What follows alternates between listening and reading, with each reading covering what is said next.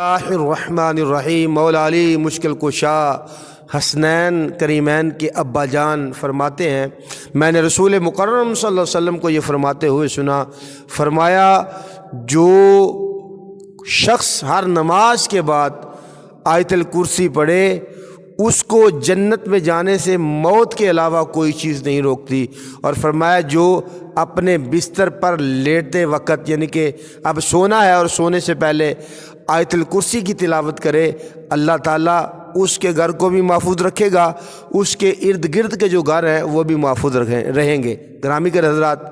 ہمیں چاہیے سونے سے پہلے یقینی طور پہ آیت الکرسی پڑھا کریں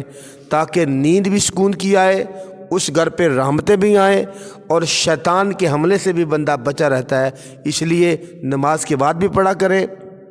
اور سوتے ہوئے بھی پڑھا کریں، نیند بھی سکون کے آئے گی، اور اسی طرح پریشانیوں سے، شیطان کے وسوسے سے اللہ آپ کو محفوظ رکھے گا۔ اللہ تعالی ہمیں برے اثرات سے محفوظ رکھے۔